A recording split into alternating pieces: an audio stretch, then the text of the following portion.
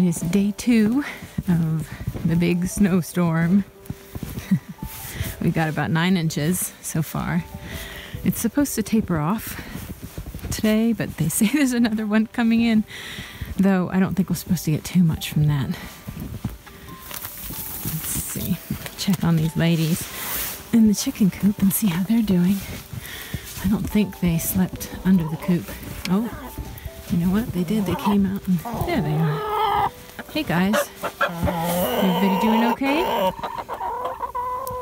They're so silly how they sleep under the coop, or they come out and hang out under the coop, I guess. Maybe there's some bugs under there for them. Throw out some food. So they've got a little something to munch on. I gave them a cabbage yesterday because they get bored sitting inside all day. So I grabbed a cabbage, plopped it in here. Hey, sweetie.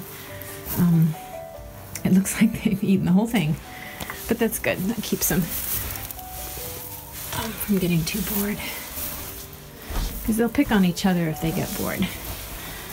There's a few eggs. Put them here, and I'll grab them after I feed them.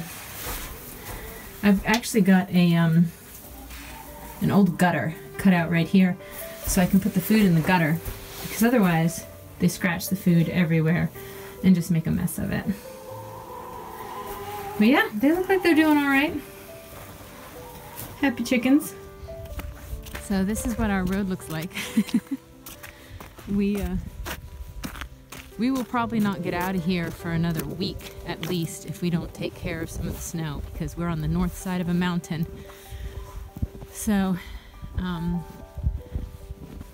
the ground, you can see, is still somewhat warm. So we are taking some shovels and trying to get rid of a swath of snow so we can at least take our car down to the bottom of the road where it's been plowed. This road is a private road, so it doesn't get plowed, and we do not have a plow for the front of our little truck. We have a tractor, but the tractor's 4-wheel drive does not work, so it doesn't work on snow. So this is it. It's 3/10 of a mile, which is a good bit of shoveling if the snow is heavy. But luckily, it's a fairly light and fluffy snow. We ended up getting about 9 inches, but they say another storm's on its way. And this is not typical North Carolina weather, not in the mountains anyway. Maybe once every 5 or 6 years we'll get a really big snow. Usually it's a couple of inches and then it melts within a couple of days. But we live at the end of a road. In a little bit of a holler, which usually gets a little colder than the rest. We're also up on the mountain, so we usually get more snow, and it stays a little colder than the rest of Asheville. We're only 10 miles from the main downtown of Asheville, which is, I don't know, 70 or 80,000 people. But on our little hill, it feels like we're in the middle of nowhere.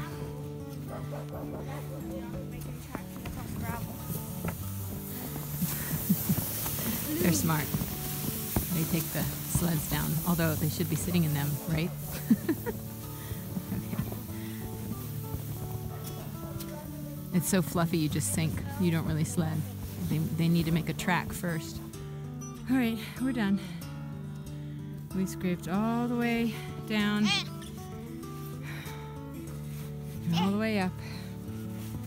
And it's still really slushy, so it's supposed to get down into the teens tonight.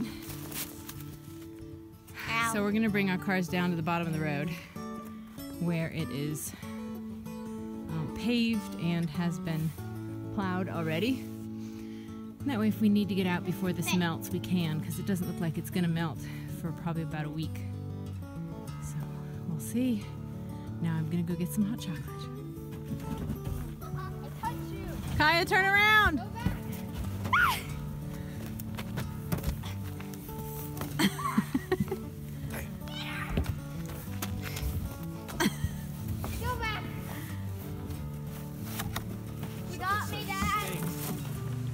Morning, everyone. It is Sunday, December 10th, early in the morning, and I am up working on a present for Kaya while she's sleeping, and Leaf is hanging out with me, doing a little reading. He's an early riser like I am. It's been a really beautiful last couple of days with all the snow in our area, and we're very excited that we have not lost power.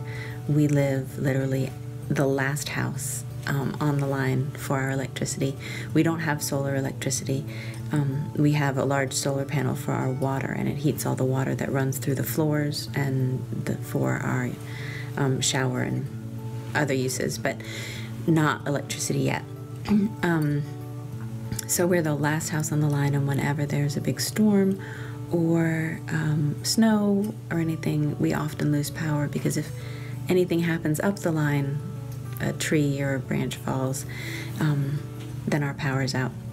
And luckily it has not happened. And the snow, we probably ended up getting almost a foot of snow, and it was fairly light and fluffy, so it did not break a lot of branches. And last night we got enough wind to knock most of the snow off the trees, so I think we're good to go, which would be nice. If we lose power, it's mainly just that we don't have our fridge running, because we have, we can flush the toilets with snow. We can, you know, with adding water with extra snow. We can heat our place off of the wood stove, so it's not that bad if we lose power for a little bit. This morning I'm working on something for Kaya that I wanted to show you. She is interested, she's studying runes. She got really interested in their history and meanings and how it all works. So she's actually taking a class right now on runes. So she got a fairly cheap set at a local store just to get started, and keeps commenting on how they don't feel good in our hands. They're kind of clinky, and she wanted to get a good set at some point. So Toby and I took a branch from a birch tree that had fallen and cut it into little discs. We know birch is supposed to be a sacred tree in Iceland, and that it was a special tree to the Vikings, I believe. So hopefully I'm doing this all right. So we sliced it up, and then I sanded down both sides and a little bit of the edges so they're nice and smooth. And so what I'm doing is, right now I've got a couple of sites pulled up on the internet so that I can make sure I've got the right translation, and I'm writing in pencil what they look like, and then I'm going to burn them in. And then once that's done, I'll varnish each one of them so that they're nice and sturdy. So I'll show you them.